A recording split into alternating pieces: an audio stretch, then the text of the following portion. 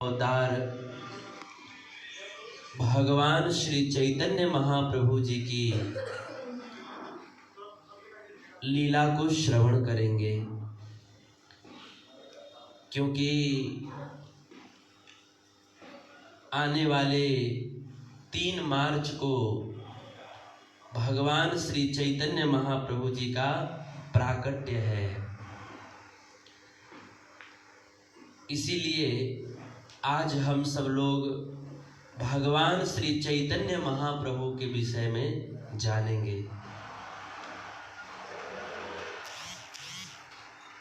सबसे पहले हम लोग यह जानेंगे कि चैतन्य महाप्रभु जी कौन हैं, क्योंकि समाज में अनेक लोग ऐसे हैं जो ऐसा मानते हैं कि चैतन्य महाप्रभु जी एक संत हैं, एक महापुरुष हैं। कुछ लोग ऐसा मानते हैं, पर वास्तव में चैतन्य महाप्रभु जी कोई संत या महापुरुष नहीं है। वे साक्षात भगवान श्री कृष्ण हैं। महाप्रभु श्री चैतन्य राधा कृष्ण नाही अन्य। चैतन्य महाप्रभु साक्षात श्री कृष्ण हैं। भगवान श्री कृष्ण ही इस कलयुग में आज से 500 साल पहले बंगाल में चैतन्य महाप्रभु के रूप में प्रकट हुए। और ये केवल हम इसलिए नहीं कह रहे हैं क्योंकि हम महाप्रभु के भक्त हैं, इसलिए नहीं कह रहे हैं।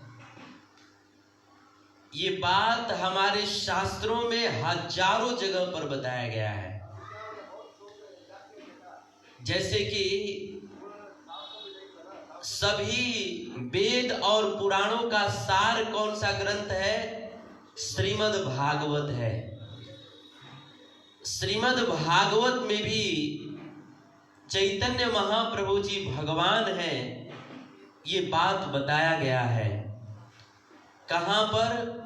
10वें स्कंद के 8वें अध्याय के 13 नंबर श्लोक में कथा आती है कि जब गोकुल में भगवान श्री कृष्ण का प्राकट्य हो गया, कृष्ण बड़े हो गए, उस समय गर्गाचार्य जी गोकुल में कृष्ण का नामकरण संस्कार करने के लिए गए।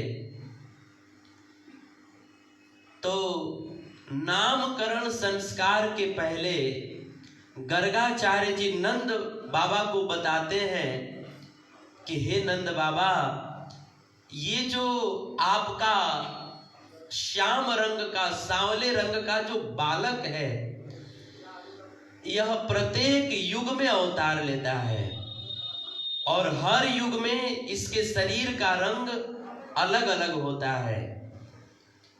सतयुग में इसके शरीर का रंग श्वेत होता है, सफेद होता है। त्रेता युग में इसके शरीर का रंग लाल होता है। द्वापर युग में इसके शरीर का रंग श्याम वर्ण का होता है। और जब यही आपका बालक कलयुग में आता है तो इसके शरीर का रंग जो है तपाए हुए सोने के समान पीला होता है, यानी गोरा होता है। भागवत जी में बात बताया है। गर्गाचार्य जी बताते हैं नंद बाबा को, तो ये जो भगवान कलयुग में गोरे रूप में अवतार लेते हैं, तो वो गोरा रूप किसके लिए कहा गया है? चैतन्य महाप्रभु के लिए कहा गया है। हमारे आचार्यों ने इस श्लोक के टीका में बताया है कि ये जो गोरे रूप वाले भगवान जो है वो कोई और नहीं, चैतन्य महाप्रभु हैं। भगवान के शरीर का भी रंग गोरा है, इसीलिए उनका एक नाम गौरांग है। क्योंकि उनके शरीर का रंग गोरा है, इसलिए उनका नाम गौरांग है। इतना ही नहीं, भागवत के 11वें स्कंद में 9 योगेश्वर और निमि महाराज का संवाद है। उसमें बताया गया है, 9 योगेश्वर निमि महाराज को बताते हैं कि कृष्ण वर्णम त्विषा कृष्णम सांगो पांगास्त्र पार्षदम यज्ञैः संकीर्तन प्रायर यजंती ही सुमेधसः। हे निमि महाराज, भगवान कृष्ण हर युग में अवतार लेते हैं, पर जब कलयुग में अवतार लेते हैं तो उनके शरीर का रंग कैसा होता है? उनके शरीर का रंग जो है अकृष्ण होता है। कृष्ण का अर्थ होता है काला, और अकृष्ण का अर्थ होता है उसका उल्टा, यानी गोरा। अकृष्ण का अर्थ होता है गोरा, और वे गोरे रंग में अवतार लेकर के क्या करते हैं? कृष्ण वर्णम, अपने जीभ से कृष्ण के नाम का कीर्तन करते हैं। और अकेले नहीं करते हैं, सांगो पांगास्त्र पार्षदम, अपने साथ बहुत सारे पार्षदों को, भक्तों को लेकर के कीर्तन करते हैं, संकीर्तन करते हैं। भागवत जी के 11वें स्कंद के 5वें अध्याय के 31 और 32 नंबर श्लोक में ये 9 योगेश्वर निमि महाराज को ये बात बताते हैं। तो ये जो 9 योगेश्वर निमि महाराज को बता रहे हैं कि भगवान कलयुग में गोरे रूप में अवतार लेते हैं, संकीर्तन का प्रचार करते हैं, तो ये किसके लिए कह रहे हैं? चैतन्य महाप्रभु के लिए कह रहे हैं। तो हमारे शास्त्रों में ऐसे अनेकों प्रमाण हैं, हजारों प्रमाण हैं। गरुड़ पुराण में स्वयं भगवान विष्णु गरुड़ जी से कहते हैं, अहम पूर्णो भविष्यामि युग संधो विशेषतः मायापुरे नवद्वीपे भविष्यामि सचिसुतः। भगवान श्री विष्णु जी गरुड़ जी को बताते हैं कि हे गरुड़ जी, आने वाले कलयुग के प्रथम चरण में मैं मायापुर में नवद्वीप में सची माता के गर्भ से जन्म लूंगा।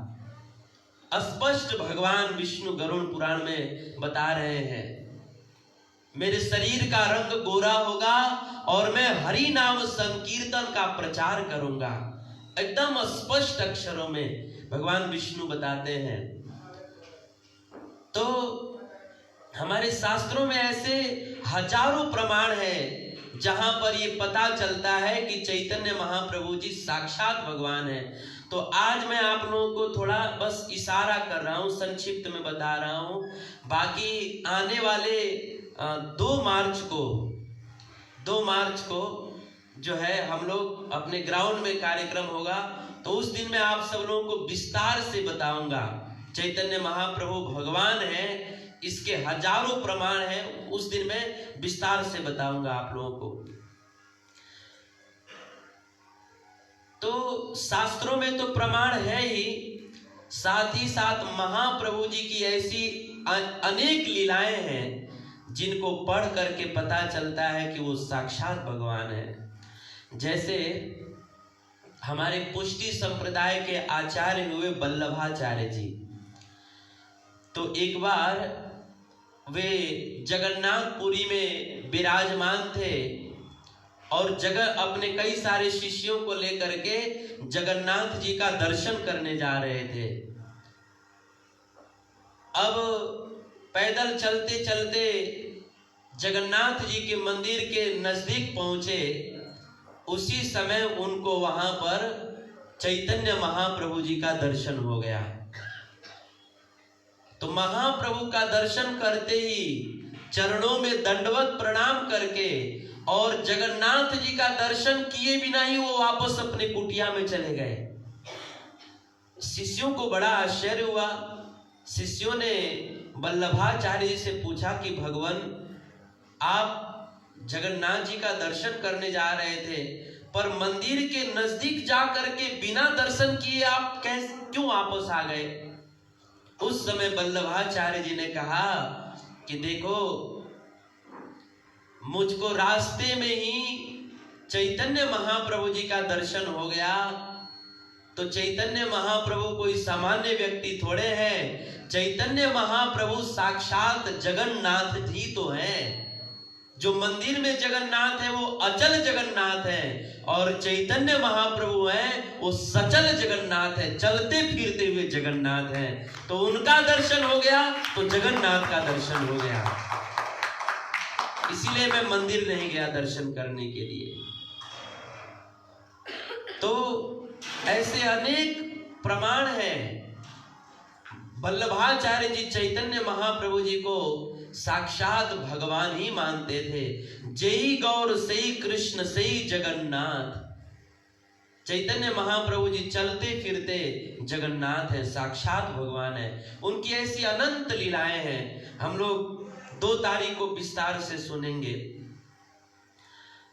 पर कई बार बिना प्रमाण दिए कुछ लोगों को बताया जाता है, तो लोग सोचते हैं कि अरे ये इस्कान वाले लोग जो है ना, राधा कृष्ण के भक्त हैं, चैतन्य महाप्रभु के अनुयायी हैं, इसीलिए ये लोग चैतन्य महाप्रभु के भक्त हैं, इसीलिए चैतन्य महाप्रभु को भक्त बताया करते हैं। पर ऐसी बात नहीं है।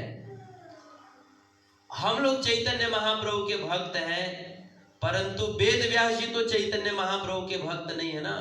वेद व्यास जी सारे पुराणों में उन्होंने, नरसिंह पुराण में, पद्म पुराण में, देवी पुराण में, ब्रह्म पुराण में, लगभग हर पुराणों में भगवान वेद व्यास जी ने बताया है कि चैतन्य महाप्रभु साक्षात भगवान है। यहां तक कि देवी पुराण में साक्षात देवाधिदेव महादेव शंकर जी कहते हैं कि चैतन्य महाप्रभु साक्षात भगवान है। तो ये क्लियर हो जाना चाहिए हम लोगों को, इसमें कोई डाउट नहीं होना चाहिए कि चैतन्य महाप्रभु भगवान है, वो साक्षात भगवान है। इस पर हम लोगों को पूर्ण विश्वास करना चाहिए। और साथ ही साथ चैतन्य महाप्रभु भगवान तो है ही, और साथ ही साथ भगवान ने इस धरती पर जितने भी अवतार लिए हैं, राम का अवतार, कृष्ण का अवतार, नरसिंह का अवतार, वराह का अवतार, वामन का अवतार, भगवान ने जितने भी अवतार लिए हैं, उन सभी अवतारों में अगर सबसे परम दयालु अगर कोई है तो वो है चैतन्य महाप्रभु जी। सभी अवतारों में सबसे दयालु कोई है तो वो है चैतन्य महाप्रभु जी। कैसे? तो मैं आप लोगों को बताता हूं, आप लोग ध्यान से सुनिए। भगवान ने इस धरती पर बहुत सारे अवतार लिए, राम का, कृष्ण का, वराह का, नरसिंह का, बहुत सारे अवतार लिए। पर भगवान ने जितने भी अवतार लिए, हर अवतार में भगवान ने किसी न किसी असुर का संहार किया। जब कृष्ण का अवतार लिए तो कंस का संहार किए, अघासुर, बकासुर, दंत वक्त्र, शिशुपाल, ये सब असुरों का संहार किए, अनेकों असुरों का संहार किए। जब राम के रूप में आए तो उन्होंने रावण का संहार किया, कुंभकर्ण का, खरदूषण का, मारीच का, कितने असुरों का संहार किया। नरसिंह के रूप में आए तो हिरण्यकशिपु का संहार किया, वराह के रूप में आए, शुकर के रूप में आए तो हिरण्याक्ष का संहार किया, परशुराम के रूप में आए तो 21 बार इस धरती को 21 बार जो है उन्होंने क्षत्रियों का संहार किया। तो भगवान ने जितने भी अवतार लिए उन सभी अवतारों में भगवान ने किसी न किसी का संहार किया है, परंतु वही भगवान जब चैतन्य महाप्रभु के रूप में आए तो चैतन्य महाप्रभु ने किसी भी असुर का संहार नहीं किया है। महाप्रभु जी ने किसी असुर का संहार नहीं किया है। तो क्या किया है? महाप्रभु जी ने असुर का संहार नहीं किया है, असुर का सुधार किया है। अन्य अवतारों में और चैतन्य महाप्रभु में यही अंतर है कि हर अवतार ने असुरों का संहार किया, पर चैतन्य महाप्रभु जी ने किसी का संहार नहीं किया, महाप्रभु जी ने सुधार किया। महाप्रभु जी ने, आप लोगों को पता है, जब भगवान सतयुग में आए तो उस समय हिरण्यकशिपु और हिरण्याक्ष आए, और जब भगवान त्रेता युग में राम के रूप में आए तब वही हिरण्याक्ष और हिरण्यकशिपु जो है त्रेता युग में रावण और कुंभकर्ण के रूप में आए। और जब वही भगवान द्वापर युग में कृष्ण के रूप में आए तो वही त्रेता युग के असुर रावण और कुंभकर्ण जो है शिशुपाल और दंतवक्त्र के रूप में आए। और वही भगवान कृष्ण जब कलयुग में चैतन्य महाप्रभु के रूप में आए तो द्वापर युग के शिशुपाल और दंतवक्त्र जो असुर थे वो कलयुग में जगाई मधाई के रूप में आए। तो द्वापर युग में कृष्ण ने उन असुरों का तो संहार कर दिया, शिशुपाल और दंतवक्त्र का संहार कर दिया, पर जब कलयुग में वही असुर जगाई मधाई के रूप में आए और कृष्ण जो है चैतन्य महाप्रभु के रूप में आए तो चैतन्य महाप्रभु जी ने जगाई मदाई का संहार नहीं किया, उनका सुधार किया। इसीलिए चैतन्य महाप्रभु जो है अन्य अवतारों की अपेक्षा वो परम दयालु हैं, क्योंकि सभी अवतारों ने असुरों का संहार किया, उनका विनाश किया, पर चैतन्य महाप्रभु जी ने असुरों का संहार नहीं, उनका सुधार किया। देखिए, किसी दुष्ट को मार देना आसान है, पर उस दुष्ट के भीतर जो दुष्टता है उसको मिटाना ये बहुत कठिन काम है। किसी आदमी को मार देना ये तो बहुत आसान काम है, पर उस आदमी के अंदर जो बुराई है उसको मारना ये बहुत कठिन है। और चैतन्य महाप्रभु जी ने यही कार्य किया। सभी अवतारों ने, राम कृष्ण ने तो असुरों का संहार किया, पर चैतन्य महाप्रभु जी ने जगाई मदाई जैसे असुरों का संहार नहीं, उनका सुधार किया। इसीलिए चैतन्य महाप्रभु अन्य सभी अवतारों की अपेक्षा ये परम दयालु है, परम दयालु है। और इतना ही नहीं, भगवान ने जितने भी अवतार लिए उन सभी अवतारों में ये कभी नहीं देखा गया, क्या नहीं देखा गया, कि आप लोगों ने कभी ये देखा कि राम जी को देख करके रावण श्री राम जय जय राम का कीर्तन कर रहा हो? कभी आप लोगों ने देखा है ऐसा कि रावण जो है राम जी को देख करके श्री राम जय जय राम, श्री राम जय जय राम? कभी आप लोगों ने देखा है ऐसा कि रावण राम जी को देख करके श्री राम जय राम कीर्तन कर रहा हो? लेकिन हमारे भगवान चैतन्य महाप्रभु ऐसे परम दयालु हैं, ऐसे करुणा सिंधु हैं कि इनको देखते ही जगाई मधाई जैसे असुर जो इतने पापी थे कि नरक लोक में चित्रगुप्त जी ये लोग का पाप लिखते लिखते उनका सारा नोटबुक खत्म हो गया था, पूरा उनका कंप्यूटर हैंग हो रहा था ये लोग का पाप लिखते लिखते। जगाई मदाई इतना पाप किए थे, ऐसे उच्च कोटि के असुर थे।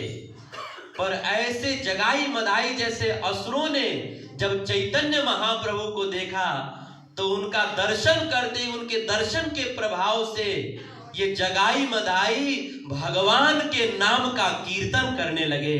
हरे कृष्णा कृष्णा कृष्णा हरे हरे, हरे राम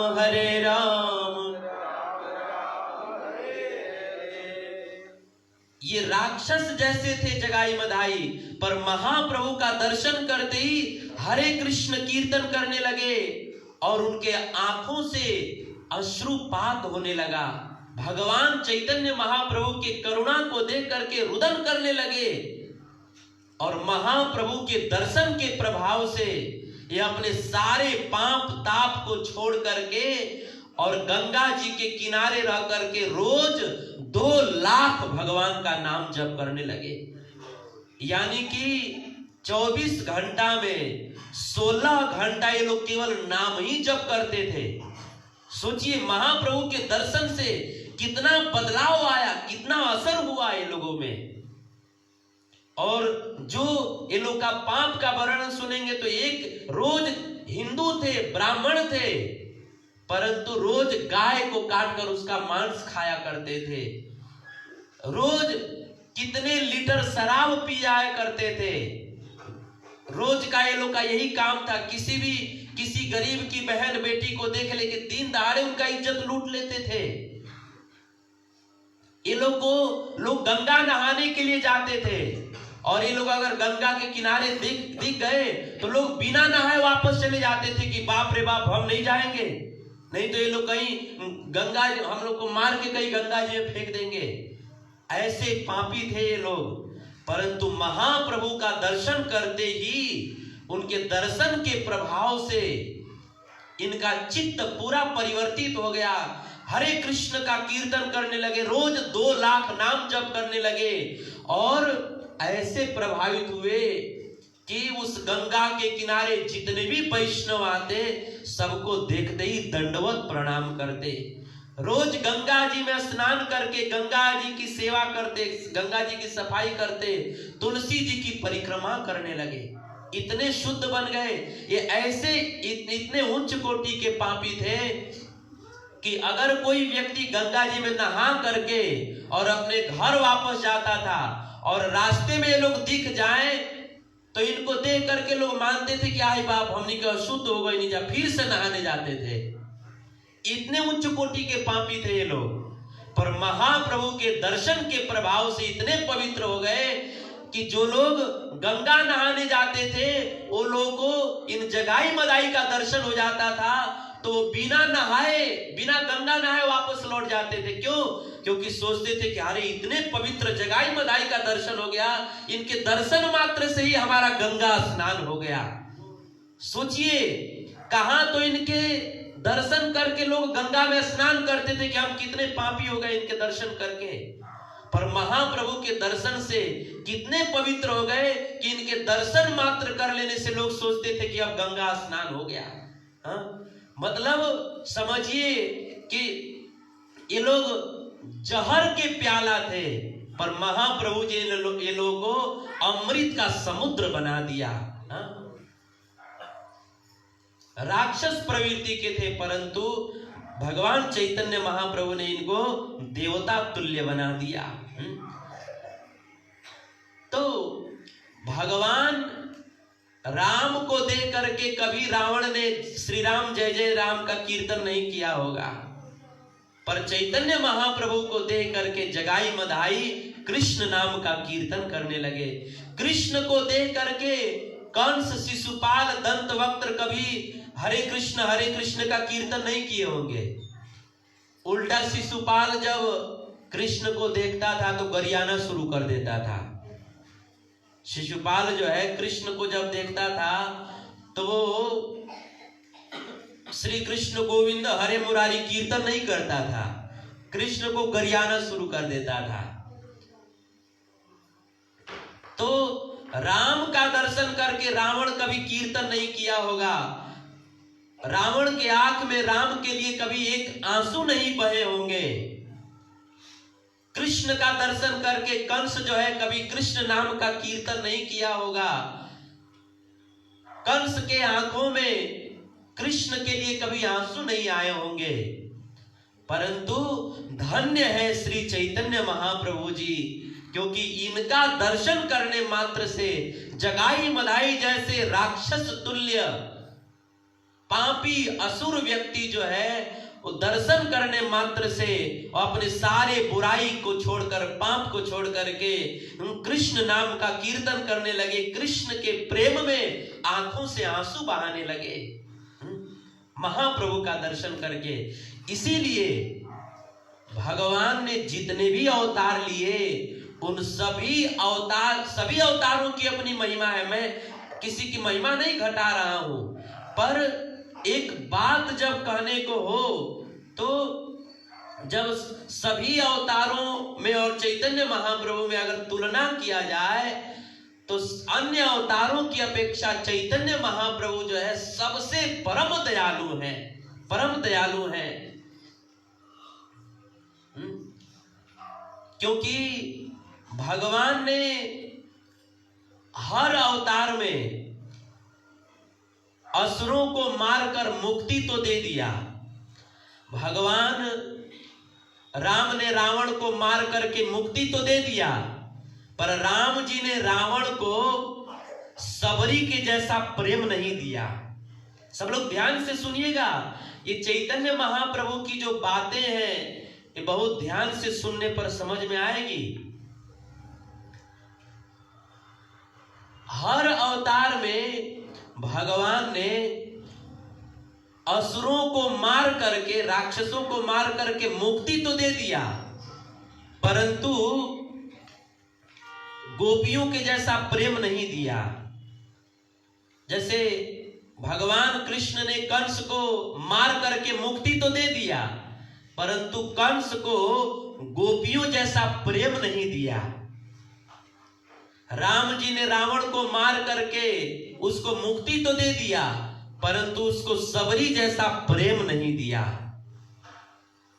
पर धन्य है भगवान श्री चैतन्य महाप्रभु जी कि राम और कृष्ण तो असुरों को मार करके मुक्ति दे दिए पर प्रेम नहीं दिए, पर चैतन्य महाप्रभु जी जगाई मदाई जैसे असुरों को मारा भी नहीं और प्रेम भी प्रदान कर दिया। कृष्ण तो कंस को मार भी दिए और मार करके मुक्ति दे दिया, लेकिन गोपियों जैसा, यशोदा जैसा, नंद बाबा जैसा प्रेम नहीं दिया। पर धन्य है चैतन्य महाप्रभु जी, उन्होंने जगाई बदाई जैसे असुरों को मारा भी नहीं और उनको गोपियों जैसा प्रेम भी प्रदान कर दिया, प्रेम भी प्रदान कर दिया। इसीलिए जो है अन्य अवतारों की अपेक्षा चैतन्य महाप्रभु परम दयालु हैं। इसीलिए भगवान के अन्य सभी स्वरूपों को प्रभु कहा जाता है। कृष्ण को भी प्रभु कहा जाता है, राम को भी प्रभु कहा जाता है, परंतु चैतन्य महाप्रभु को क्या कहा जाता है? महाप्रभु कहा जाता है। कभी आप लोगों ने विचार किया कि इनको महाप्रभु क्यों कहते हैं? इसीलिए कहते हैं क्योंकि ये अन्य अवतारों की अपेक्षा ये परम दयालु हैं, इसीलिए इनको महाप्रभु कहा जाता है। महाप्रभु जी ने सबको प्रेम दान किया। भगवान राम कृष्ण आए तो वो योग्यता देख करके, पात्र अपात्र का विचार करके मुक्ति का दान किया, परंतु चैतन्य महाप्रभु जी आए तो पात्र अपात्र का विचार किए बिना, योग्यता अयोग्यता का विचार किए बिना ही उन्होंने सबको प्रेम का दान दिया, सबको कृष्ण प्रेम का दान दिया। यहां तक कि एक धोबी जो है वो अपने घाट पर बैठ करके कपड़ा धो रहा था महाप्रभु जी जा करके बोले कि तुम्हारा कपड़ा मैं धोऊंगा पर तुम कृष्ण नाम रटो। वो कृष्ण नाम रट, वो कपड़ा धोना छोड़ करके कृष्ण नाम रटने लगा। और जब उसका बच्चा आया और देखा कि पिताजी कृष्ण नाम रट रहे हैं, तो बच्चा तो आश्चर्यचकित हो गया कि इस्कॉन ज्वाइन कर लिए क्या हमारे बाबूजी। जो है वो बच्चा पास में गया, पिताजी को छुआ कि ये क्या हो गया। जैसे ही वो बच्चे ने पिताजी को छुआ तो बच्चे को भी कोरोना वायरस हो गया। बच्चा भी जो है वो कीर्तन करने लगा। फिर दोनों वहीं पर बाप बेटे कीर्तन कर रहे थे। तो अब देर तक घर नहीं गए तो माँ सोचने लगी कि बाप बेटा कहाँ चले गए।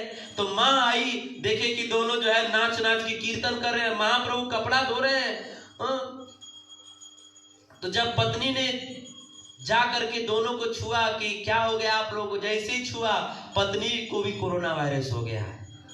पत्नी भी हरे कृष्ण कीर्तन करने लगी, उसमें भी चैतन्य महाप्रभु के प्रेम का वायरस घुस गया, वो भी कीर्तन करने लगी। तो महाप्रभु जी ने उस धोबी को, जो कभी भगवान के विषय में न तो कभी पढ़ा, न सत्संग में गया, न कुछ नहीं किया, परंतु महाप्रभु जी ने उस धोबी को भी कृष्ण प्रेम प्रदान कर दिया।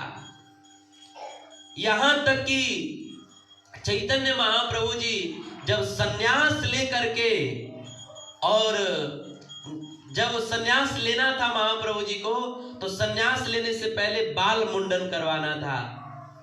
तो महाप्रभु जब अपना बाल मुंडन करवाने के लिए नाई के दुकान में गए और कहा कि मेरा बाल उतार दो, तो नाई भगवान चैतन्य महाप्रभु के बाल को देख करके इतना मोहित हो गया कि वो बोला कि हे भगवान, मैं अपने उस तरह से अपने बच्चे का गर्दन काट सकता हूं पर आपका बाल नहीं काट सकता, क्योंकि आपके बाल इतने सुंदर हैं कि मुझे उतारने की इच्छा नहीं हो रही है।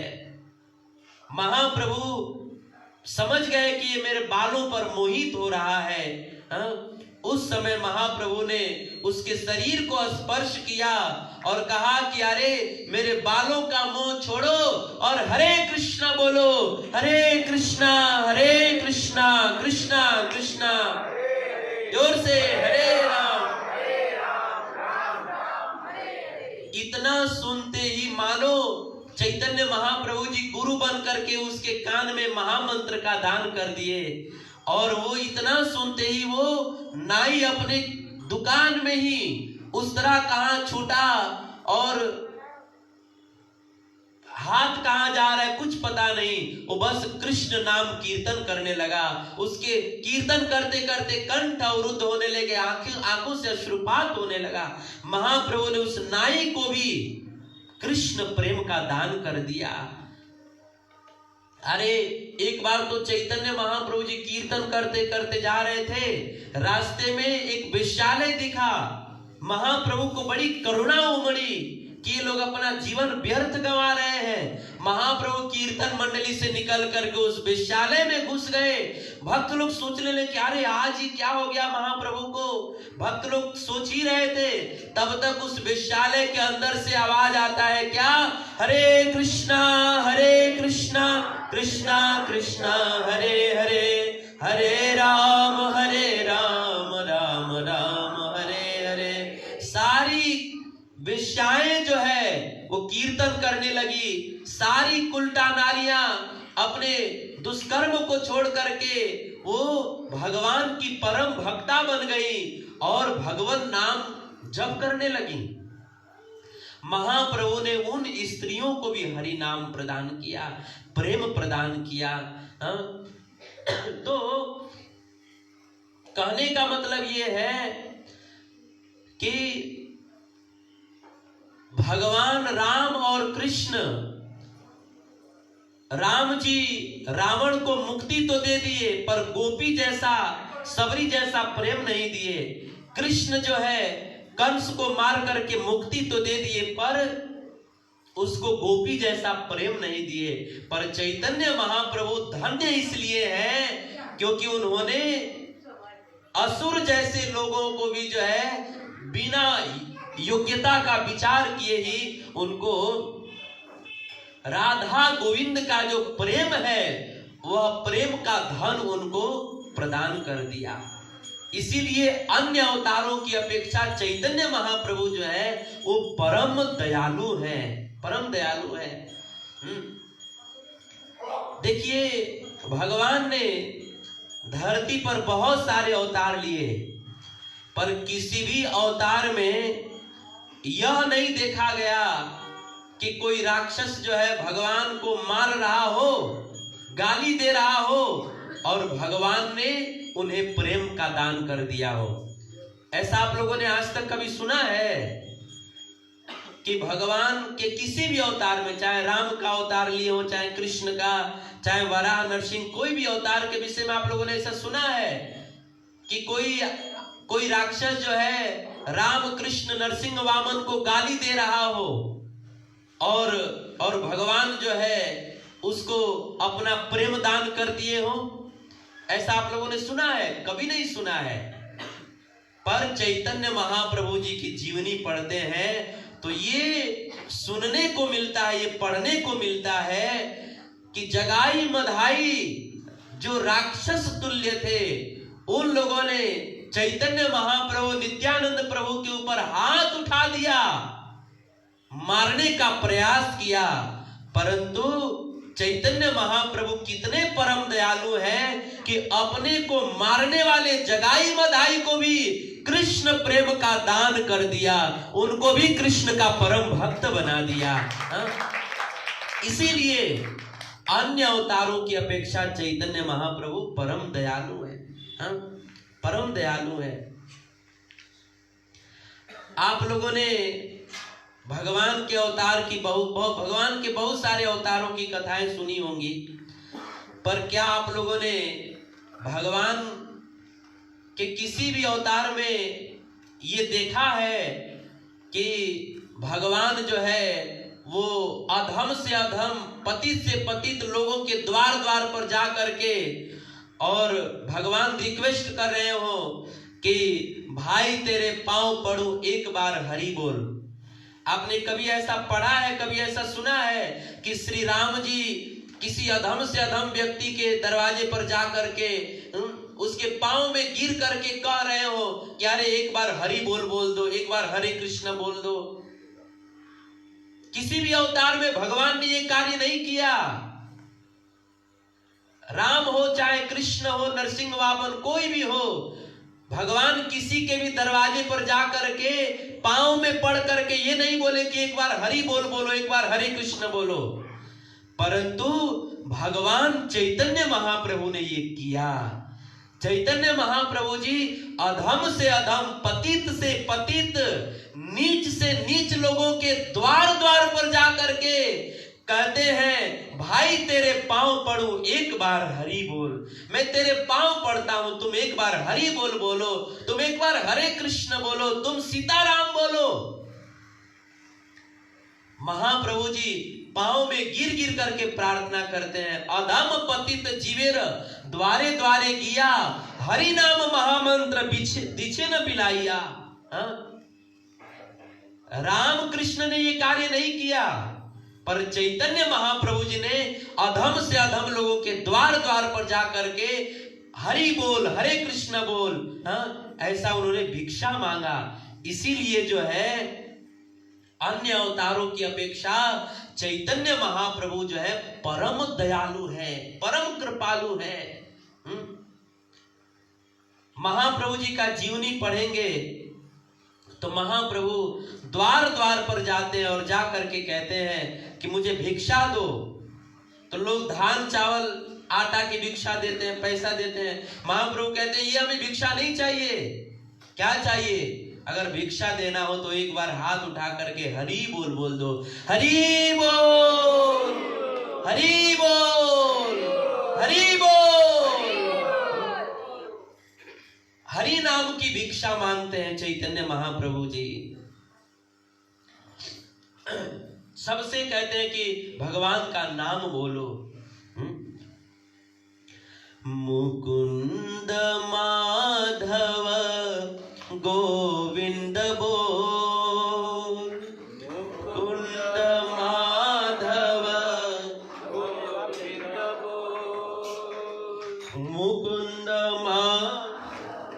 गोविंद बोल, मुकुंद माधव गोविंद बोल, मुकुंद माधव गोविंद बोल, मुकुंद माधव गोविंद बोल, मुकुंद माधव गोविंद बोल, केशव माधव हरि हरि बोल, केशव माधव हरि हरि बोल, केशव माधव हरि हरि बोल, केशव माधव हरि हरि बोल। नाम हरि का प्राण से प्यारा, नाम हरि का प्राण से प्यारा, नाम प्रभु का प्राण से प्यारा, नाम प्रभु का प्राण से प्यारा, भगत जनों का परम सहारा, भगत जनों का परम सहारा, भगत जनों का परम सहारा, भगत जनों का परम सहारा। नाम की महिमा है अनमोल, नाम की महिमा है अनमोल, नाम की महिमा है अनमोल, नाम की महिमा है अनमोल, केशव माधव हरि हरि बोल, केशव माधव हरि हरि बोल, केशव माधव हरि हरि बोल, केशव माधव हरि हरि बोल। हरि नाम के सब अधिकारी, हरि नाम के सब अधिकारी, हरि नाम के सब अधिकारी, हरि नाम के सब अधिकारी, बाल वृद्ध युवा नर नारी, बाल वृद्ध युवा नर नारी, बाल वृद्ध युवा नर नारी, बाल वृद्ध युवा नर नारी, नाम लिए कछु लागे न मोर, नाम लिए कछु लागे न मोर, नाम लिए कछु लागे न मोर, नाम लिए कछु लागे न मोर, केशव माधव हरि हरि बोल, केशव माधव हरि हरि बोल, केशव माधव हरि हरि बोल, केशव माधव हरि हरि बोल। सबरी अहिल्या सदन कसाई, सबरी अहिल्या सदन कसाई, सबरी अहिल्या सदन कसाई, सबरी अहिल्या सदन कसाई, नाम जपन से मुक्ति पाई, नाम जपन से मुक्ति पाई,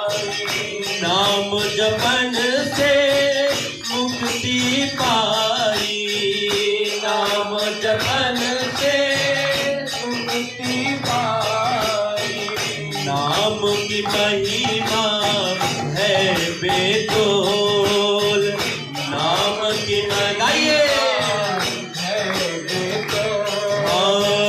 नाम की महिमा है बेतोल, नाम की महिमा है बेतोल। हरि हरि हरि बोल, हरि हरि हरि बोल। केशव माधव गोविंद बोल, केशव माधव मुकुंद माधव गोविंद बोल, मुकुंद माधव मुकुंद माधव गोविंद बोल, मुकुंद माधव केशव माधव हरि हरि बोल, केशव माधव हरि हरि बोल। केशव माधव हरि हरि बोल, केशव माधव केशव माधव हरि हरि बोल, केशव आइए सब लोग जोर से। केशव माधव हरि हरि बोल, केशव माधव हरि हरि बोल। हरे कृष्णा कृष्णा कृष्णा हरे हरे, हरे राम राम राम हरे हरे, हरे कृष्णा। सब लोग ताली बजाते हुए जोर से प्रेम से। हरे हरे हरे राम राम राम हरे हरे। माधव हरि हरि बोल, केशव माधव हरि हरि बोल, केशव माधव हरि हरि बोल, केशव माधव हरि हरि बोल, केशव माधव हरि हरि बोल, केशव माधव हरि हरि बोल, केशव माधव हरि हरि बोल, केशव माधव हरि हरि बोल, केशव माधव हरि हरि बोल, केशव माधव हरि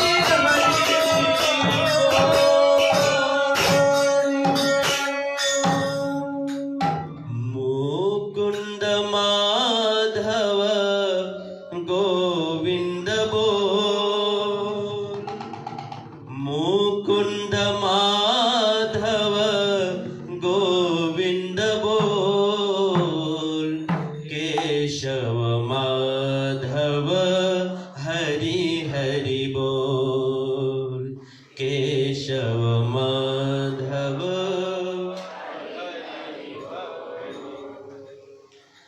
तो चैतन्य महाप्रभु जी द्वार द्वार जाकर कहते हैं कि हरे कृष्ण बोलो, राधे कृष्ण बोलो, सीताराम बोलो।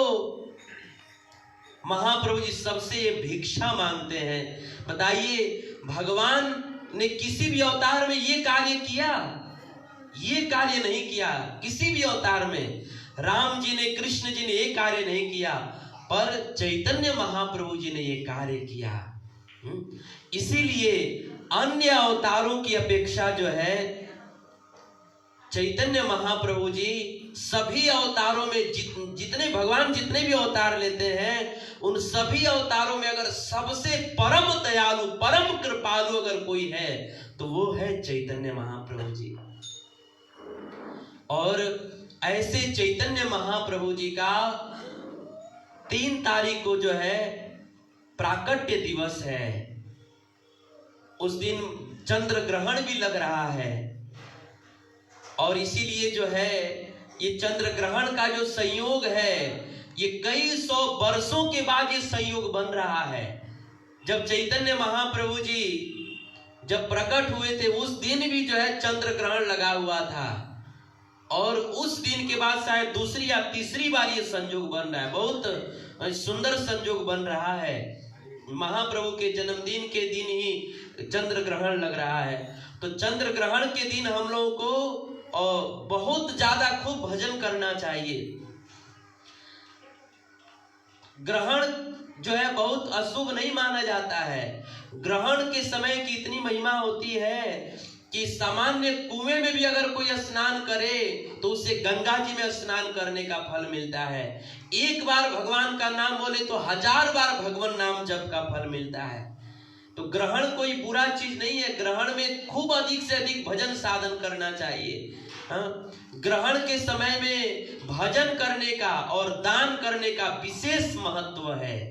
इसीलिए हमें इस दिन खूब अच्छे से खूब ज्यादा से ज्यादा भजन करना चाहिए और यथाशक्ति जो है महाप्रभु जी का जन्मोत्सव में हम लोगों को सहयोग करना चाहिए। तो हम लोग 3 तारीख को तो नहीं मनाएंगे, हम लोग 2 को ही मनाएंगे, क्योंकि ग्रहण काल शाम को 6:45 बजे के आसपास समाप्त होगा।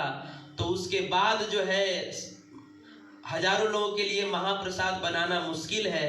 इसीलिए हम लोग एक दिन पहले ही 2 तारीख को ही हम लोग चैतन्य महाप्रभु जी का जन्मदिन मनाएंगे। आप सब लोग याद रख लीजिएगा, 2 मार्च को दिन सोमवार को हम लोग महाप्रभु जी का जन्मदिन अपने ग्राउंड में मनाएंगे जैसे, और फूलों की होली भी खेलेंगे साथ साथ।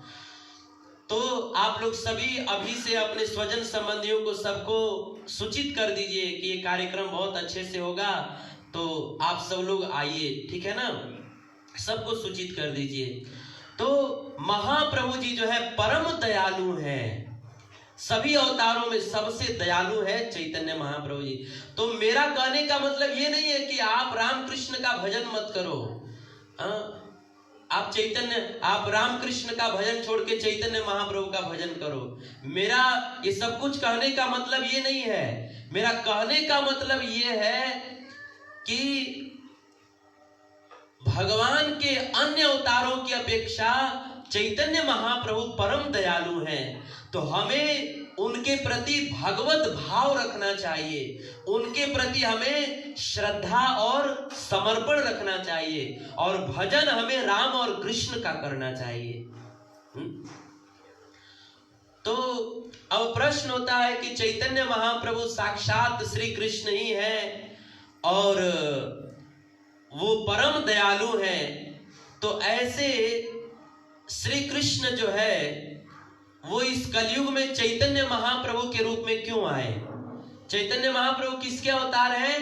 कृष्ण के अवतार हैं। तो स्वाभाविक प्रश्न होता है कि साक्षात भगवान कृष्ण जो है कलयुग में चैतन्य महाप्रभु के रूप में क्यों आए? तो इसके 2 कारण हैं, ध्यान से सुनिएगा। पहला अंतरंग कारण है। अंतरंग कारण मैं उस दिन बताऊंगा, गौर पूर्णिमा के दिन बताऊंगा आप लोगों को। तो एक है अंतरंग कारण। अंतरंग कारण का मतलब होता है भगवान कोई अपनी इच्छा पूरी करने के लिए आए थे। तो वो क्या इच्छा है वो हम लोग गौर पूर्णिमा के दिन सुनेंगे। दूसरा कारण है बहिरंग कारण।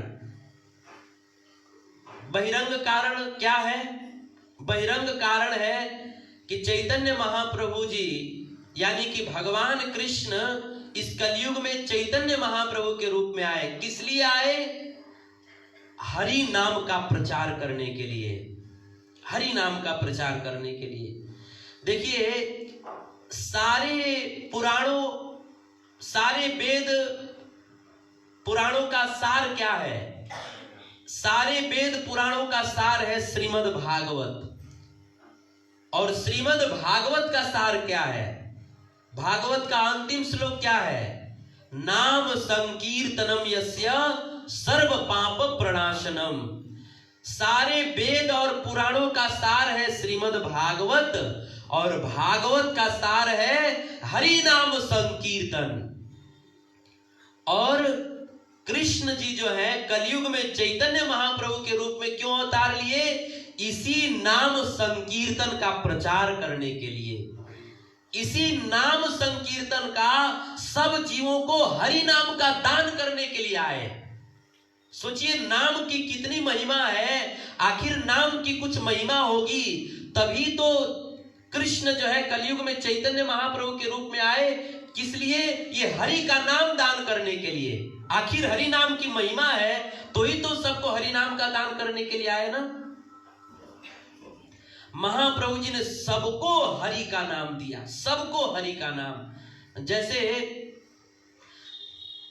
महाप्रभु जी सन्यास लेकर के काशी में गए। काशी जो है विद्वानों की नगरी मानी जाती है, ज्ञानियों की नगरी मानी जाती है। वृंदावन जो है प्रेमियों की नगरी मानी जाती है। तो महाप्रभु जी सन्यास लेकर काशी में गए और 2 महीना तक वहीं पे रहे। महाप्रभु जी का दिनचर्या क्या था वहां पर? प्रतिदिन सुबह में अपने भक्तों को लेकर के और नगर में निकल जाते थे संकीर्तन करने के लिए। 10-10 मृदंग बजते थे, झांझ बजता था, करताल बजता था और भक्त लोग उच्च स्वर से हरि नाम का कीर्तन करते और महाप्रभु जी जो है मतवाले सिंह की भांति उस कीर्तन में नाचते थे, नृत्य करते थे। वास्तव में जो कीर्तन में नृत्य होता है ना, ये चैतन्य महाप्रभु ने सिखाया। भगवान के लिए रोना चैतन्य महाप्रभु ने सिखाया। ये जो आजकल गांव में अष्टजाम कीर्तन होता है 24 घंटे का, ये कीर्तन चैतन्य महाप्रभु ने सिखाया। कृष्ण के लिए रोना चैतन्य महाप्रभु ने सिखाया। देखिए राम कथा हमें जीना सिखाती है, भागवत कथा हमें मरना सिखाती है, पर हमारे चैतन्य महाप्रभु की गाथा जो है हमें कृष्ण प्रेम में रोना सिखाती है। कैसे कृष्ण के लिए रोना चाहिए।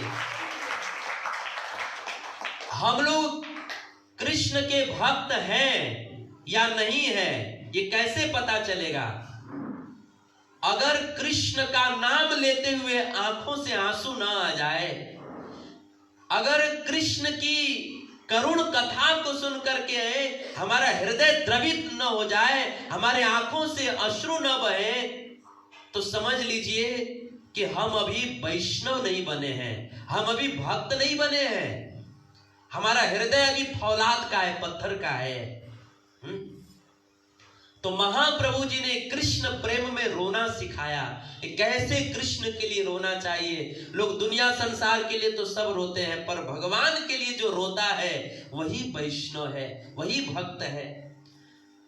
भक्त लोग संकीर्तन करते, महाप्रभु जी नृत्य करके रोते, हाँ कृष्ण कह करके मूर्छित हो जाते। अब धीरे धीरे ये बात पूरे काशी में फैल गई। उसी काशी में एक बहुत बड़े विद्वान रहते थे, प्रकांड विद्वान। उनका नाम था प्रकाशानंद सरस्वती। वेदों के प्रकांड विद्वान थे और सन्यास ग्रहण किए हुए थे और उनके लाखों लाखों अनुयायी लोग थे, फॉलोअर थे काशी में। अब जब उन प्रकाशानंद सरस्वती जी को पता चला कि एक सन्यासी आया है, वो भावुक भक्तों को साथ में लेकर के ढोल मृदंग बजाकर, झांझ बजाकर कीर्तन करता है और अज्ञानियों की तरह नाचता है, रोता है, तो उनको समझ में नहीं आ रहा था कि ये ऐसा क्यों करता है। अब एक दिन क्या हुआ कि उसी काशी में एक महाराष्ट्र के ब्राह्मण रहते थे। उन्होंने अपने घर पर काशी के सारे सन्यासियों को भोजन के लिए आमंत्रित किया था और उसने महाप्रभु को भी आमंत्रित किया कि महाप्रभु आप हमारे घर पर प्रसाद लेने के लिए आइए। तो महाप्रभु को कोई भी व्यक्ति प्रसाद लेने के लिए बुलाता ना अपने घर पे, तो महाप्रभु कहते कि जो लखपति आदमी होगा उसी के घर पे हम प्रसाद लेंगे।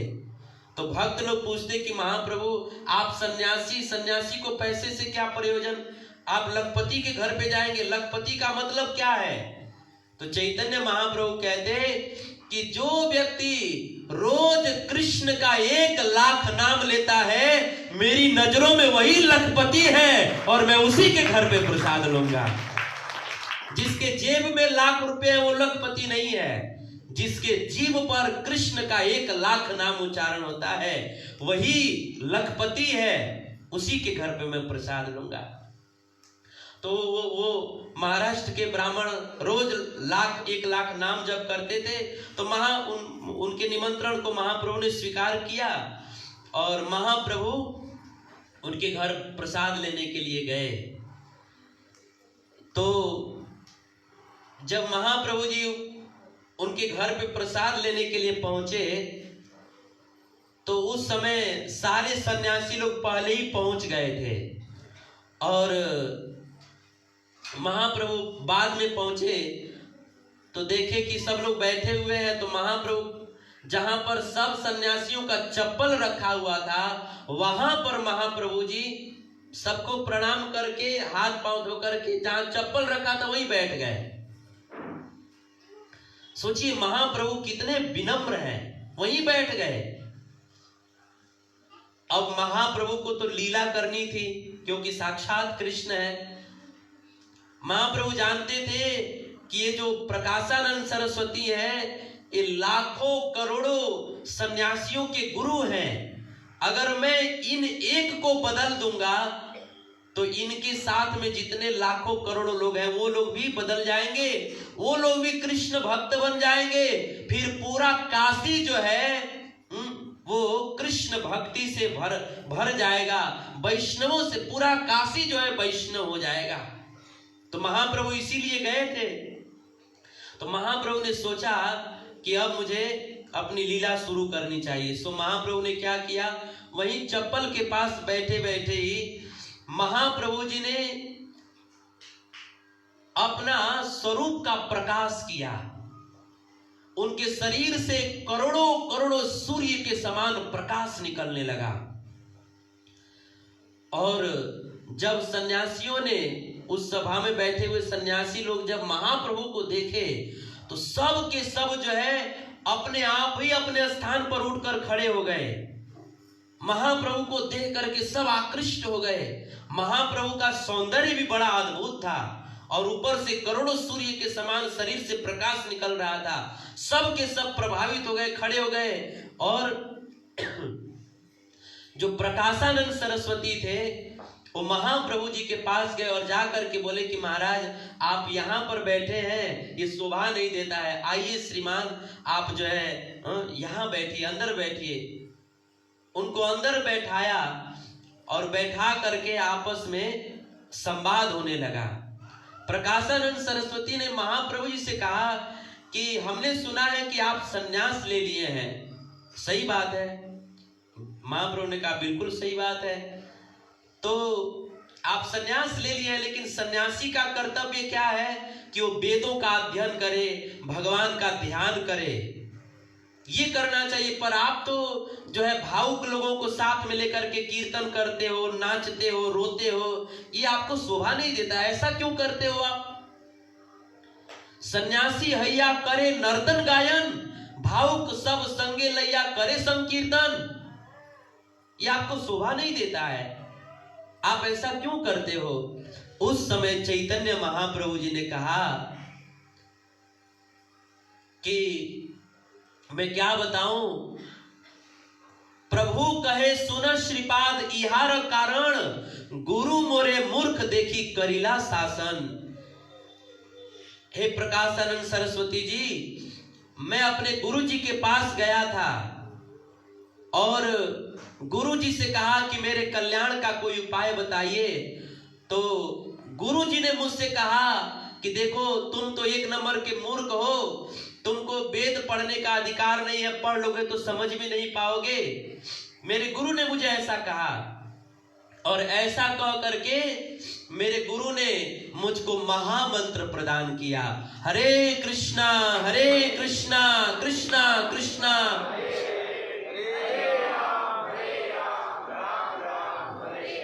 और मेरे गुरु ने कहा कि बेटा तुम इस महामंत्र का जप करो, इसी से तुम्हारे सारे दोष समाप्त हो जाएंगे और इसी से तुम्हें कृष्ण प्रेम की प्राप्ति हो जाएगी, कृष्ण का दर्शन हो जाएगा, सब कुछ मिल जाएगा, कृष्ण प्रेम धन मिल जाएगा। इस नाम का जप करो। और इतना कह करके मेरे गुरुदेव ने शास्त्र का एक श्लोक बताया, हरेर नाम हरेर नाम हरेर नाम इव केवलम कलौ नास्तेव नास्तेव नास्तेव गतिरन्यथा।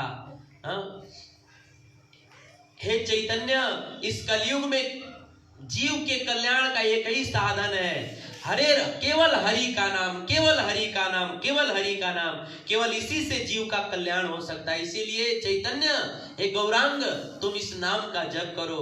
मेरे गुरु ने मुझे महामंत्र का दान किया और तब से मैं महामंत्र का जप करने लगा।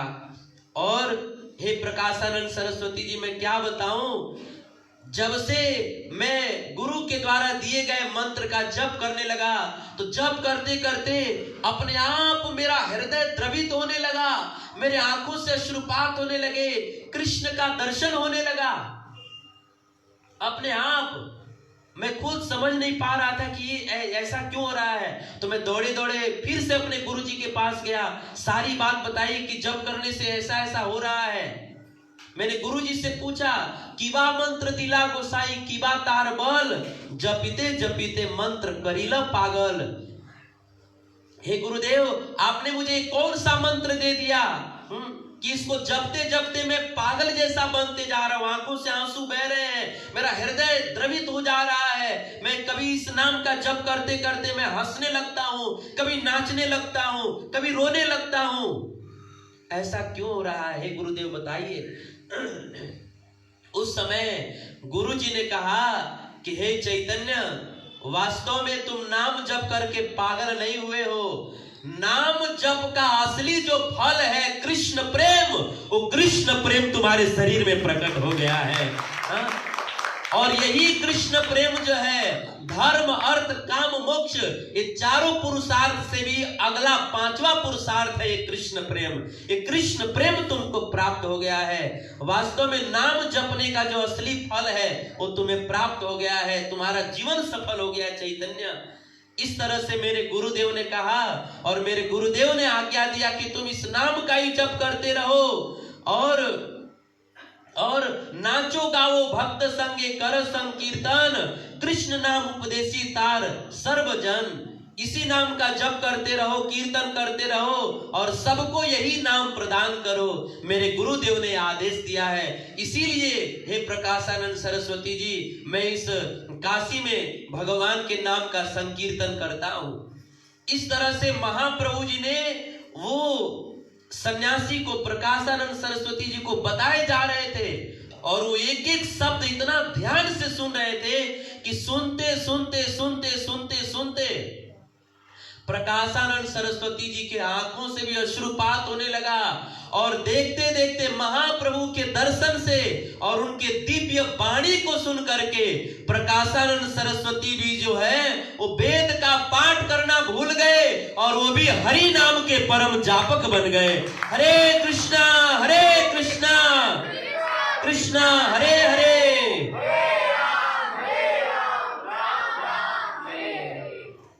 महाप्रभु के संगति से वो इतने बड़े ज्ञानी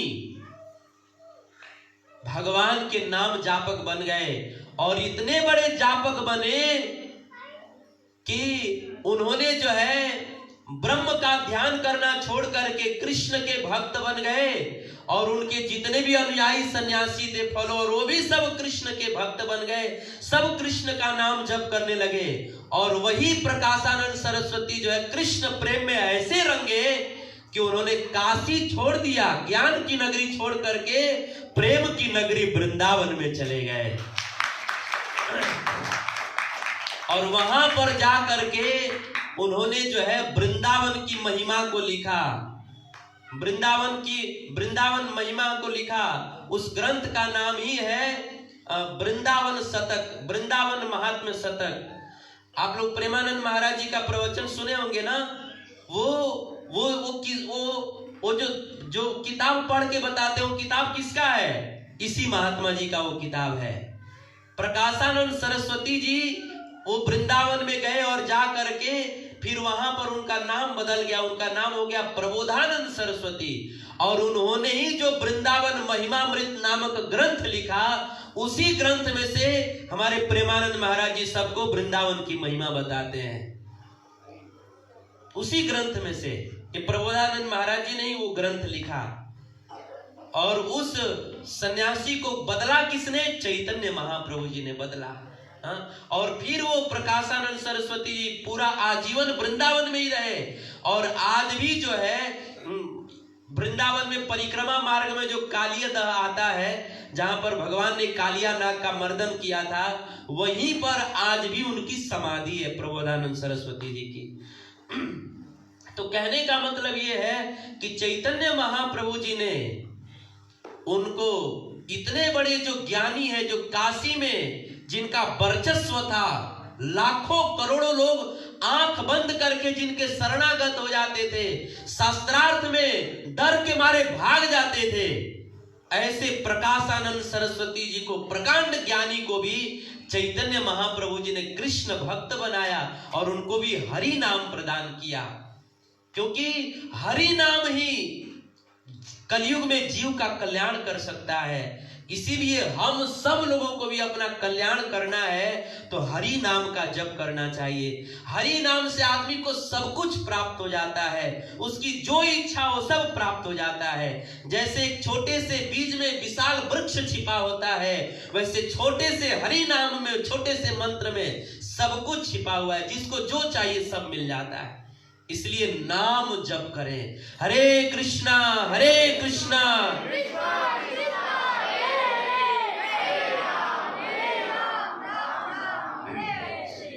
जिस तरह से प्रकाशानंद सरस्वती जी ने महाप्रभु की संगति को पा करके भगवान हरि का शरण ग्रहण किया, हरि नाम का जप किया, वैसे ही हम सब लोगों को भी हरि की शरण ग्रहण करनी चाहिए। भगवान श्री हरि की शरण ग्रहण करनी चाहिए। कई बार लोग बहुत संकोच करते हैं कि भगवान से जुड़े कि नहीं जुड़े, भगवान का भजन करें कि नहीं करें, हम कंठी पहने कि नहीं पहने। कछुआ की मुंह की तरह हम लोग का आदत हो जाता है। कछुआ का मुंह कुछ देर बाहर निकलता है, फिर कुछ सोच के फिर अंदर चला जाता है। इसी तरह से हम लोग का भी हाल होता है। हम लोग सोचते हैं भजन करें, पर फिर कछुआ की तरह फिर पीछे बैक हो जाते हम लोग सोचते हैं कि भजन करें कि नहीं करें, पर करिए, भगवान का भजन करिए। जीवन का कोई भरोसा नहीं है, कब क्या हो जाएगा कोई भरोसा नहीं है। एक भंवरा जो है वो कमल पर बैठा बैठा वो सोच रहा था, कमल पे बैठे बैठे कमल का पराग चूस रहा था। तब तक सूर्यास्त होने लगा, धीरे धीरे कमल बंद होने लगा। तो किसी ने कहा कि अरे भंवरा महाराज जल्दी उड़ जाइए, नहीं तो अभी पंखुड़ी बंद हो जाएगा, आप बंद होके मर जाओगे। तो भंवरे ने कहा अरे कोई बात नहीं, अभी समय है, अभी थोड़ी देर के बाद उड़ जाएंगे। फिर पराग चूसने लगा, चूसते चूसते ऐसा मस्त हुआ कि देखते देखते कमल की पंखुड़ी बंद हो गई और उसी में वह भंवरा बंद होकर के मर गया। बस इसी तरह से हम लोगों का भी हाल हो जाता है। हम लोग सोचते हैं कि कल भजन करेंगे, परसों भजन करेंगे, ऐसा करते करते संत सत्संग के माध्यम से हमें चेताते रहते हैं कि अरे अब तो करो, अब तो करो, शादी हो गया अब तो करो, बच्चे हो गए अब तो करो, नाती पोते हो गए अब तो करो। पर हम लोग कहते हैं कि नाती पोते तो हो गए महाराज, लेकिन क्या करें, नतिया जब बोलता है हले तितना, तब तो ऐसा लगता है कि कान में अमृत घोल करके डाल दिया गया हो। उसकी बात इतनी अच्छी लगती है कि हम आ ही नहीं पाते हैं। जब लोग का शादी नहीं हुआ रहता है तो सोचते हैं शादी हो जाएगा तब भजन करेंगे, शादी हो जाता है तो सोचते हैं कि ये लड़का हो जाए तब भजन करेंगे, और जब वो भी हो जाए तो सोचते हैं कि लड़का का शादी हो जाए तब भजन करेंगे, और शादी हो जाता है सोचते हैं पोता हो जाए तब भजन करेंगे, और जब पोता हो जाए तब कहा जाए भजन करने के लिए तो कहते हैं प्रभु जी क्या करें, लड़का चला गया है ड्यूटी, और बहुत दिन भर कामे में लगे रहते हैं, हम लइकवा को खिलाते रहते हैं। अब कहाँ भजन करने का समय है? और सही में ऐसा ही होता है। कई लोग इसीलिए नहीं आते जो घर पर लइका खिलाने का ड्यूटी उन्हीं का है। हाँ, नहीं के लिए तो खाए के ना मिले। ये भी बात सही है। तो हम लोग जीवन में हम लोग का समय हमेशा ऐसे ही टलते रहता है, पर बुद्धिमान व्यक्ति जो है वह सब जिम्मेदारियों को निभाते हुए, समझते हुए वो जानता है कि जीवन कभी भी समाप्त हो सकता है। इसीलिए जो है सब परिस्थिति में रहते हुए भगवान का भजन कर ले। कभी ऐसा समय नहीं आएगा कि हम लोग बिल्कुल निश्चिंत हो जाएंगे, कोई काम दाम नहीं रहेगा। ऐसा कभी समय नहीं आएगा जिंदगी में। जिंदगी जब तक रहेगी फुर्सत न होगी काम से, कुछ समय ऐसा निकालो प्रेम कर लो राम से। जब तक जीवन रहेगा तब तक फुर्सत नहीं मिलेगी। एक बार एक आदमी जो है ना समुद्र के किनारे बैठे घंटों समुद्र की तरफ देख रहा था, घंटों से समुद्र की तरफ देख रहा था। किसी ने पूछा कि महाराज इतना देर से आप समुद्र की तरफ देख रहे हैं, क्या बात है? बोला कि मैं समुद्र में नहाना चाहता हूँ। तो कहा कि नहा लो। तो उसने कहा कि मैं नहाऊंगा पर समुद्र की लहरें बंद हो जाएगी ना तब मैं नहाऊंगा। तब उस सामने वाला आदमी सोचा कि लगता है कि बंटी बबली लिए हैं, क्योंकि पूछ भी दिया कि बंटी बबली लिए हैं क्या? बोले नहीं नहीं, हम शराब नहीं पीते हैं। क्योंकि ये जो पिया होगा वही ऐसा बोलेगा। उसने समझाया कि देखो, अगर आप ऐसा सोचते रहोगे कि समुद्र की लहरें रुक जाएंगी तब नहाएंगे, तो जिंदगी भर नहीं नहा पाओगे। लहरें उठ रही हैं उसी में नहा लो। बस इसी तरह से हम लोग भी सोचते हैं ना कि ये समस्या खत्म हो जाएगी तब भजन करेंगे, ये समस्या खत्म हो जाएगी तो भजन करेंगे। पर जीवन की समस्या समुद्र की लहरों की तरह कभी खत्म ही नहीं होती। एक समस्या जाती है तो दूसरी आ जाती है। समुद्र की एक लहर जाती है तो दूसरी आ जाती है, दूसरी गई तो तीसरी आ जाती है। समस्या कभी समाप्त नहीं होती है। इसीलिए समस्या आ रही है, जा रही है, उसी में भजन कर लीजिए, उसी में भजन करिए। भगवान के शरण में आने से, भगवान का भजन करने से आपका कुछ बिगड़ेगा नहीं, उल्टा बिगड़ा हुआ हमारा बन जाएगा। तुलसीदास जी कहते हैं, तेरी बिगड़ी जन्म अनेक की सुधरे अभई आज, हो राम को राम रटू तुलसी तजी को समाज। तुलसी सीता राम जपो राखो दृढ़ विश्वास, कबहू बिगड़त ना देखे रामचंद्र के दास। भगवान का भजन करने से, भगवान के शरण में आने से व्यक्ति का कभी कुछ नहीं बिगड़ता, कभी अमंगल नहीं होता। इसीलिए तो हमारे संत गाते हैं, कुछ नहीं बिगड़ेगा तेरा, कुछ नहीं बिगड़ेगा तेरा, हरि शरण आने के बाद। कुछ नहीं बिगड़ेगा तेरा, हरि शरण आने के बाद। कुछ नहीं बिगड़ेगा तेरा, हरि शरण आने के बाद। कुछ नहीं बिगड़ेगा तेरा, हरि शरण आने के बाद।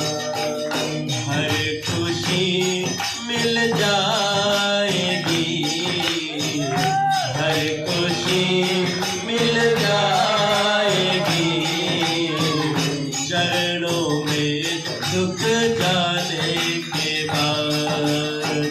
हर खुशी मिल जाए तुझको, हर खुशी मिल जाए तुझको, चरणों में झुक जाने के बाद। कुछ नहीं बिगड़ेगा तेरा,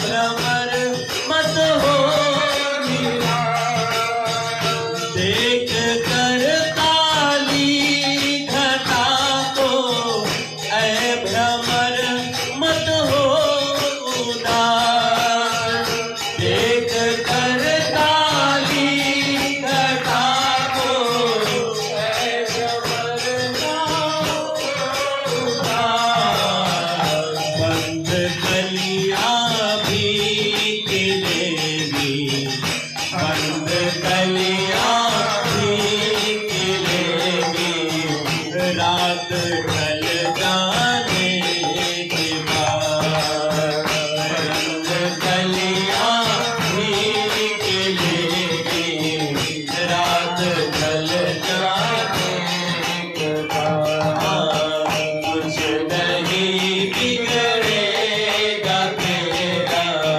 हरि शरण आने के बाद, कुछ नहीं बिगड़ेगा तेरा हरि शरण आने के बाद।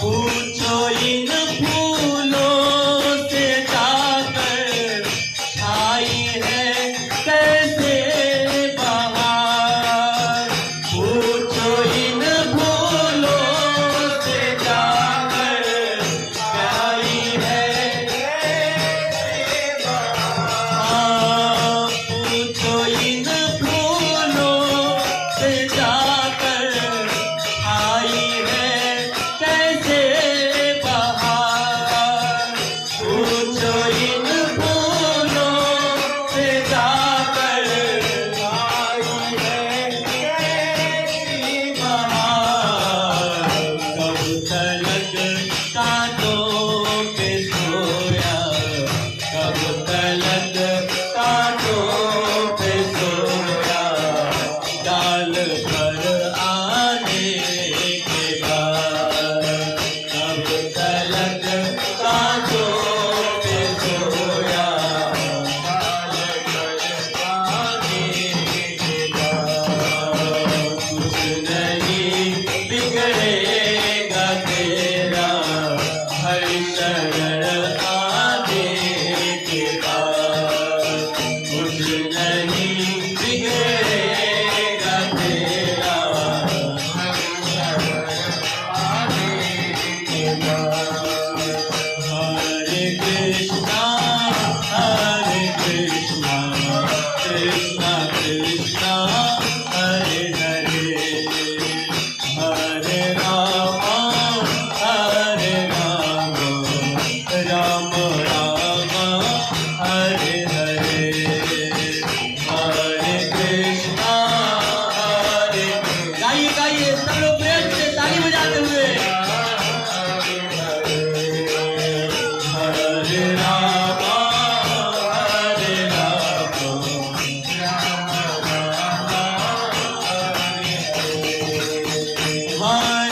कृष्णा कृष्णा कृष्णा हरे हरे, हरे राम राम राम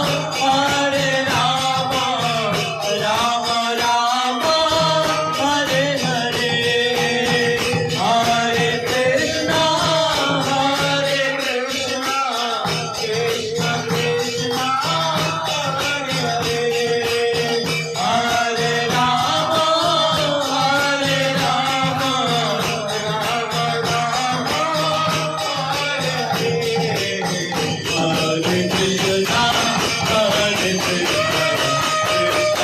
कृष्णा हरे हरे, हरे राम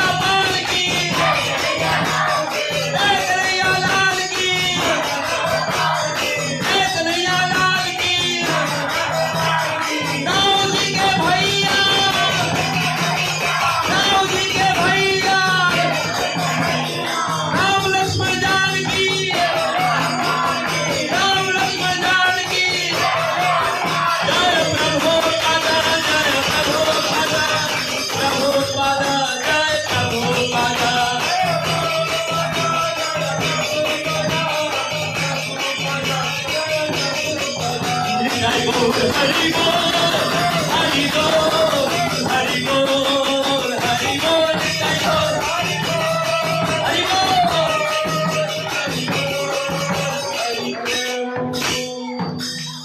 कुछ नहीं बिगड़ेगा तेरा हर शरण आने के बाद, हर खुशी मिल जाए तुझको चरणों में झुक जाने के बाद। प्रेम से बोलिए भक्तवत्सल भगवान की जय। तो भगवान की शरण में आने से हमारा कुछ बिगड़ता नहीं है। रावण ने विभीषण को लात मारा, विभीषण जी राम के शरण में गए तो कुछ बिगड़ गया क्या? ध्रुव की सौतेली माता ने ध्रुव को डांटा फटकारा, ध्रुव भगवान की शरण में गए तो कुछ बिगड़ गया क्या? मीराबाई अपने राज्य को छोड़ करके भगवान की शरण वृंदावन में गई तो कुछ बिगड़ गया क्या? भगवान की शरण में जाने से कभी किसी का कुछ बिगड़ता नहीं, अमंगल नहीं होता है। इसीलिए आप सब लोग इतना सोच विचार मत करिए। शुभ काम करने के लिए बहुत सोचना विचारना नहीं चाहिए। भगवान की शरण ग्रहण करिए। शरण ग्रहण करने का अर्थ है कि भगवान के नाम का जप करिए।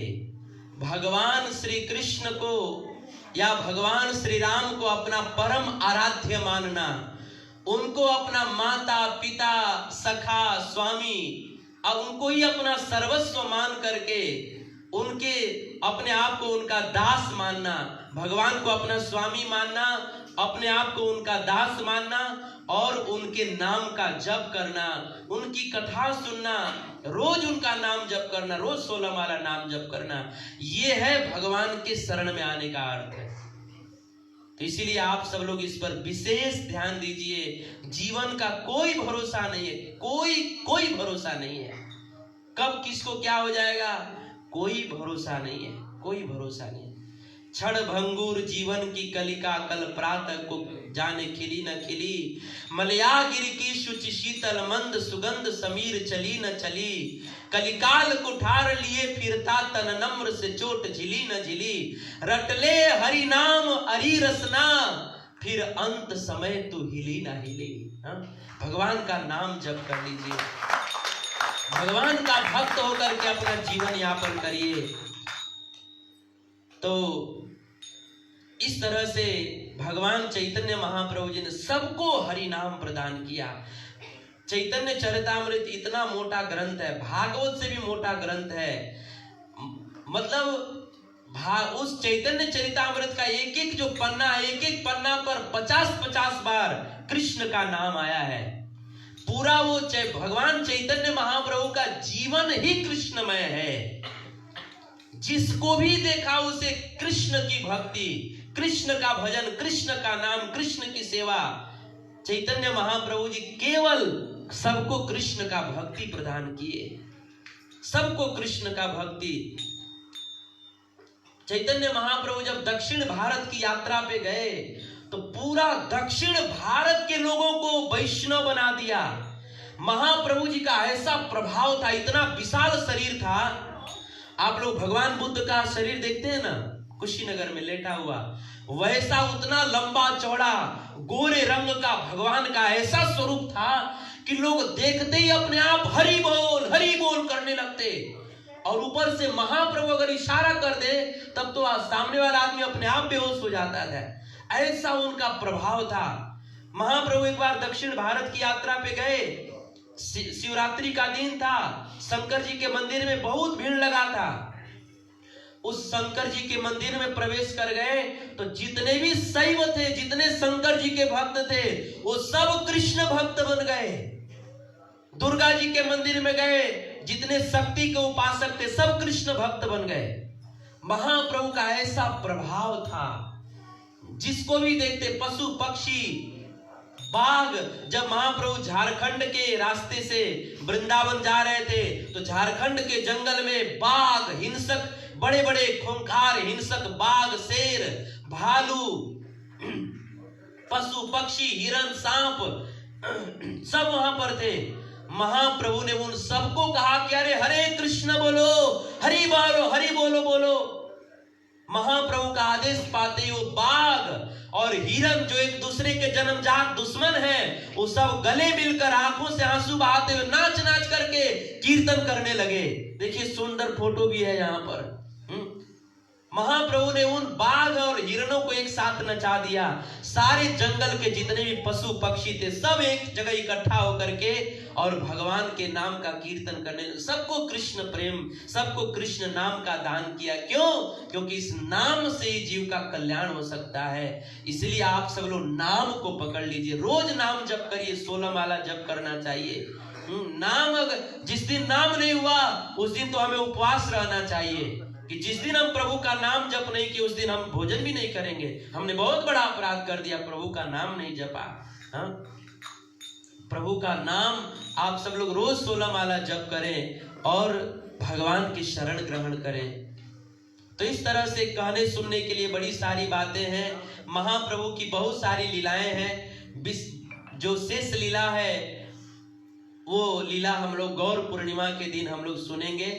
तो मैं पुनः आप सब लोगों को एक बार फिर से बता दे रहा हूं कि हम लोग 3 तारीख को गौर पूर्णिमा मनाने वाले थे, 3 मार्च को, पर हम लोग 3 मार्च को न मना करके हम लोग 2 मार्च को ही दिन सोमवार को ही मनाएंगे।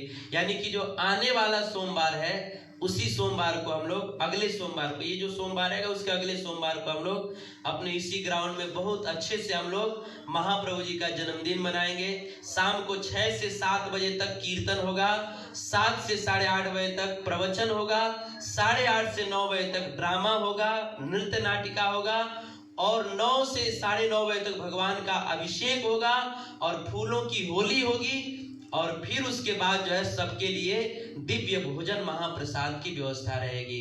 तो आप सब लोग अधिक से अधिक संख्या में आइए और जितने भी लोग यहाँ पे आए हैं आप एक लोग जो है अपने साथ में 2-2 4-4 लोगों को लेकर के आइए। हाँ, ताकि केवल अकेले आप लोग हाथ डुलाते हुए मत चले आइए। हाँ, अपने साथ में भगवान ने 2 हाथ दिया है तो 2 हाथ से 2 लोगों को पकड़ के लेके आइए, ताकि वो लोग के आपके वजह से उनके कान में कृष्ण की कथा जाएगी तो भगवान बहुत प्रसन्न होंगे और जो जीव कथा सुनेगा उसका जो पुण्य होगा उस पुण्य में हम लोगों को भी कुछ ना कुछ हिस्सा मिलेगा। तो इसीलिए आप लोग जो है अकेले अकेले ना आइएगा, अपने साथ में 2 4 10 लोगों को लेकर के आइएगा, क्योंकि ये बहुत सुंदर बहुत महत्वपूर्ण कार्य है। तो आप सब लोग विशेष ध्यान दीजिए और सब लोग आइए। सबके लिए बहुत सुंदर प्रसाद भी, बहुत सुंदर कार्यक्रम भी है। तो सब लोग आइए और सब लोग अपने जीवन को धन्य बनाइए। अब समय हो गया है, मैं अपनी वाणी को यहीं पर विराम करता हूँ। कोई त्रुटि रह गई होगी तो अपना पुत्र दास समझ करके क्षमा कर दीजिएगा। एक बार सब लोग प्रेम से बोलिए, कलयुग पतित पावन अवतार श्री चैतन्य महाप्रभु की।